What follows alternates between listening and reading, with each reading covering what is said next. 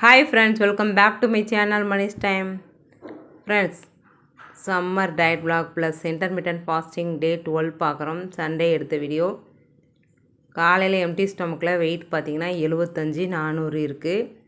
Wait குறைஞ்ச பாடே இல்லை. நாள் எடுத்த வீடியோ வந்து டெலீட் ஆகிடுச்சு. எப்படியோ கேமராவுக்குள்ளே போய் டெலீட் கொடுத்துட்டோம். அதனால் அது ஒன்றும் பண்ண முடியலை. எடிட்லாம் பண்ணி தான் வச்சுருந்தேன். வாய்ஸ் ஓவர் கொடுக்கறதுக்கு முன்னாடி பூரா டெலிட் பண்ணி விட்டுட்டேன். நாள் வந்து வெயிட்டும் குறையில, இதே வெயிட்டில் தான் இருந்தது. எங்கிட்ட போ அப்படின்னு விட்டாச்சு. சரி, இந்த கதைக்கு வரலாம். சண்டே அன்னைக்கு என்னோடய பையன் பிறந்த நாள். பர்த்டே விலாகும் தான் ஷேர் பண்ணியிருக்கேன். பிடிச்சிருந்ததுன்னா லைக் பண்ணிவிட்டு சப்ஸ்கிரைப் பண்ணிவிட்டு சப்போர்ட் பண்ணுங்கள். சப்போர்ட் பண்ணுற எல்லாருக்குமே ரொம்ப நன்றி. தொடர்ந்து சப்போர்ட் பண்ணுங்கள். நான் இந்த மாதிரி தான் வெயிட் லாஸ் பண்ணுறேன். அதை தான் உங்கள் கூட ஷேர் பண்ணுறேன். உங்களையும் இதே மாதிரியே வெயிட் லாஸ் பண்ணுங்கன்னு சொல்லி யாரையும் கம்பல் பண்ணலை. காலையில் எல்லோரும் எழுந்து குளிச்சுட்டு கிளம்பி சாமி கும்பிட்டாச்சு. அவனையும் சாமி கும்பிட வச்சுட்டு பிள்ளையார் கோயிலில் போய் ஒரு அர்ச்சனை பண்ணிட்டு வந்தாச்சு. போனோடனே 3 பேரும் பிரசாதம் வாங்கி சாப்பிட்டாங்க சாமி கும்பிட்றதுக்கு முன்னாடியே. அப்புறம் வாங்கிக்கிறேன்னு மோயத்து விட்டுட்டான். மோயத்துக்கு திரும்ப கிடைக்கல. அர்ச்சனை பண்ணிவிட்டு கோயிலெல்லாம் சுற்றி கும்பிட்டு வரும்போது திரும்பவும் கேசரி வந்து பிரசாதம் கொடுத்தாங்க. நாங்களும் 4 பேருமே வாங்கி கேசரி சாப்பிட்டாச்சு. நானும் ஒரு தொன்னை வாங்கி சாப்பிட்டேன். வீட்டுக்கு வந்ததும் 2 வாழைப்பழம் மட்டும் சாப்பிட்டேன். வேறு எந்த பிரேக்ஃபாஸ்ட்டும் நான் ரெடி பண்ணி வைக்கல எனக்காக. காலையில் போகும்போதே சட்னி அரைச்சி வச்சுட்டு போயிட்டேன். வந்ததும் பசங்களுக்கு தோசை ஊற்றி கொடுத்துட்டேன். அவங்களுக்கு பிரேக்ஃபாஸ்ட்டு வேலை முடிஞ்சது. நான் வந்து எங்கள் வீட்டில் பழம் எதுவும் இல்லைன்னு தங்கச்சி வீட்டுக்கு வந்து பார்த்தேன். அவங்க வீட்டில் வந்து வாழைப்பழம் இருந்தது. அதில் 2 எடுத்துக்கிட்டேன். அது 2 எடுத்து சாப்பிடும்போது மணி பார்த்திங்கன்னா 11 மணி ஆயிடுச்சு.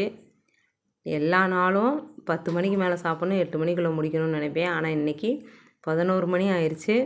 அப்படியே ஒரு மாதிரியாக வந்துருச்சு. இடையில தண்ணி தான் குடித்தேன். அப்புறமெல்லாம் வேறு எதுவும் சாப்பிடலை. வா, இன்றைக்கி மதியம் லஞ்ச் எல்லோரும் சேர்ந்து சமைச்சிடலான்னு சொன்னேன். நீ மட்டும் செய், நான் வரமாட்டேன் அப்படின்னு சொன்னான். நான் சமைக்கும் போதெல்லாம் உன்னை கூப்பிட்றேன்னா, நீ மட்டும் என்னை கூப்பிட்டுட்டே இருக்கிற அப்படின்னா. சரி போடி, அப்புறமா வரத்தானே போகிறேன்ட்டு நான் எங்கள் வீட்டுக்கு வந்துட்டேன். வரும்போது அவங்க வீட்டிலேருந்து ஒரு கொய்யாப்பழம் எடுத்துகிட்டு வந்துட்டேன். அதை கட் பண்ணி சாப்பிட்டு 2 பேரும் லஞ்சு செய்ய கிளம்பிட்டோம்.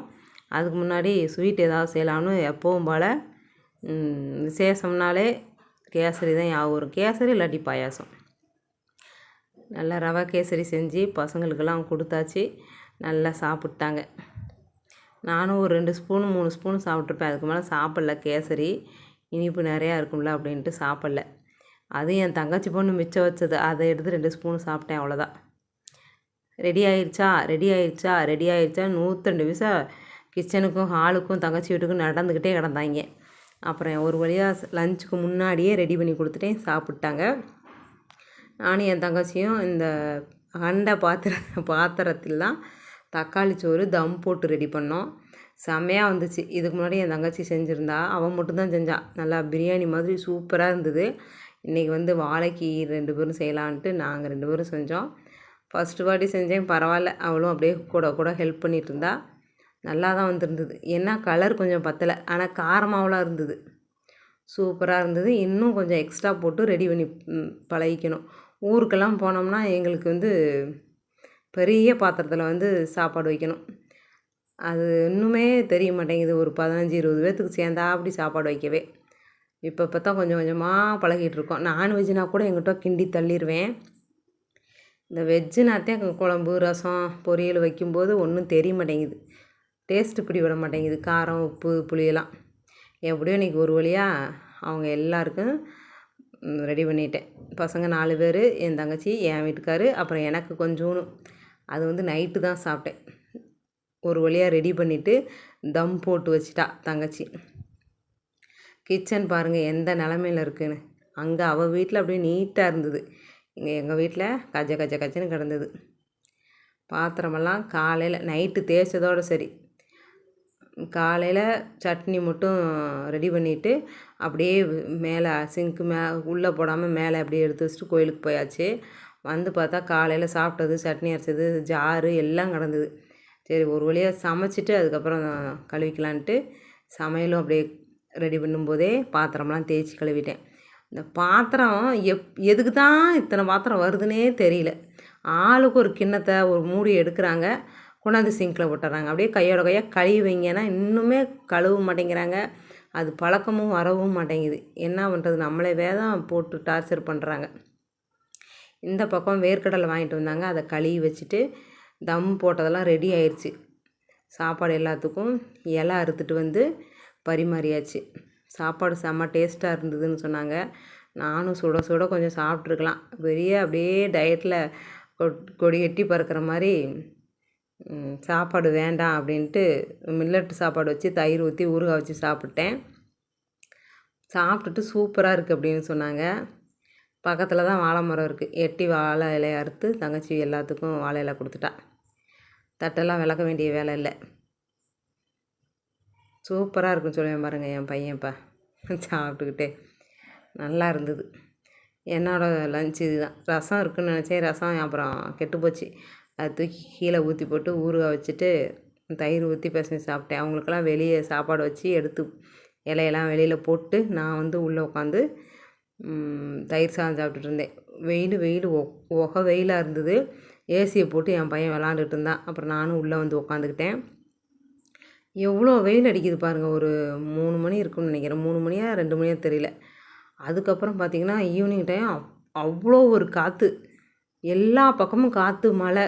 அன்றைக்கி செம்ம காற்று. அப்படியே குப்பையெல்லாம் மேலே பறந்துட்டு இருந்துச்சு. இவங்க வேறு பால்கனி நின்றுட்டு கத்தான கத்தில் கதவை திறந்து விட்டு பூரா மண்ணும் இந்த பக்கம் வந்து வீட்டுக்குள்ளே வந்து சேர்ந்துருச்சு. அதுக்கப்புறம் அதை கூட்டி அள்ள வேண்டியது வேலையாகி போச்சு. சாப்பிட்டு எல்லாம் நீட்டி நிமிர்ந்து படுத்துட்டு அப்புறம் எந்திரிச்சு அது வேலையை பார்க்க கிளம்பிட்டான். அதுக்குள்ளே வெயில் அவ்வளோ வெயில் அடிச்சுது. அப்படியே மழை பெய்ய கிளம்பிருச்சு. இவங்க கத்தான கற்று பக்கத்தில் இருக்க ஃப்ளாட்டில் இருக்கிறவங்க கூட எந்திரிச்சு வந்து பார்த்தாங்க, என்னடா இது கத்திட்டு கிடக்குறாங்கன்னு. அமைதியாக இருங்கன்னா இருக்கிறாங்களா, இருக்கவே மாட்டேங்கிறாங்க. நல்லா சூப்பராக கிளைமேட் சில்லுன்னு ஆயிடுச்சு. என் பையனுக்கு கிஃப்ட் வாங்க போகலான்னு சொன்னாங்க. அதுக்குள்ளே மழை வந்துருச்சு, போகவே இல்லை. ஒரு வழியாக அப்புறம் கேக் கட் பண்ணுற டைமும் வந்துருச்சு. கேக் கட் பண்ணி அவனுக்கெல்லாம் ஊட்டி விட்டுட்டு எல்லாத்துக்கும் தேங்காய் சட்னி தோசை வச்சு கொடுத்தாச்சு. ஒரே ஜாலி தான். கேக்கு வந்ததுக்கப்புறம் ஒரு நிமிஷம் வெயிட் பண்ண மாட்டேன்ட்டான். இன்னும் வரலையா மாமா, இன்னும் வரலையா மாமான்னு. வருவேன் வெயிட் பண்ணுன்னு சொல்லி அழுதுட்டு எனக்கு பிறந்தநாள் அன்னைக்கு கூட. அப்புறம் வந்ததுக்கப்புறம் அழுகாத, ஜாலியாக சந்தோஷமாக இருந்துட்டு கேக் கட் பண்ணிவிட்டு எல்லாம் ஒருத்தராக ஊட்டி விட்டுட்டு கேக்கெல்லாம் சாப்பிட்டாச்சு. கேக்கு வந்து என் தங்கச்சி பொண்ணு மீதி வச்சது தான். ஒரு பீஸு, கொஞ்சம் ஒரு பீஸுன்னு சொல்ல முடியாது, பாதி லேயர், அடி லேயர் மட்டும் சாப்பிட்டேன். அவ்வளோதான் எனக்கு கிடச்சிது. கட் பண்ணி எல்லாத்துக்கும் பங்கு வைக்கக்குள்ளே எனக்கு கொடு, உனக்கு கொடு, எது கெட்டதோ உடம்புக்கு நல்லது இல்லையோ அதைத்தான் வாங்கிறது கலையிறாங்க. தங்கச்சி எப்போ பாரு கிள்ளிக்கிட்டு அடிச்சுக்கிட்டே தான் கிடப்பா பசங்களை. என் தம்பி வயலை கட்டுப்படுத்தி வைக்க முடியல. சாப்பிடுன்னு அதை சாப்பிடாம நான் கேக்கு சாப்பிடுவேன்ட்டு வந்துட்டு இருந்தேன். வேட்டி கட்ட பாருங்கள், பெரிய மனுஷனாட்டம். எல்லோரும் ஊட்டி முடிச்சுட்டு கடைசியில் அவனை உட்கார வச்சிட்டோம். நானே ஊட்டல இன்னும் மாமாக்குன்ட்டேன். அப்புறம் கடைசி அவனை சரி வா வந்து நீயும் ஊட்டு அப்படின்னு சொல்லி ஊட்டி விட்டான் அவன் மறக்காமல். எல்லாத்துக்கும் அப்புறம் தோசை ஊற்றி கொடுத்துட்டேன். மீதி சாப்பாடு இவ்வளோ தான் இருந்தது. அதை நான் வந்து ஆறுனதுக்கப்புறம் சாப்பிட்டேன். பேசாமல் இதை மதியானமே கொஞ்சம் சூடாக சாப்பிட்ருக்கலாம். சாப்பிடாம நான் நைட்டு கொஞ்சம் சாப்பாடு வச்சு தயிர் வெங்காயம் வச்சு சாப்பிட்டேன் ஃப்ரெண்ட்ஸ். பர்த்டே விலாகோட டயட் விலாகும் இந்த மாதிரி தான் போச்சு. ஆனால் இன்றைக்கி வந்து 8 மணிக்கு மேலே ஆயிடுச்சு டைமிங்கு. ஒவ்வொரு நேரம் இந்த மாதிரி தான் 8 மணிக்கு மேலே ஆயிடுது. ஒன்றும் பண்ண முடியல. எல்லாம் சாப்பிட்டு எல்லாம் அப்படியே உண்டா மயக்கத்தில் நெளிஞ்சிட்டு இருந்தாங்க. தங்கச்சிக்கு மதியமும் ஜாலி, இப்போவும் ஜாலி.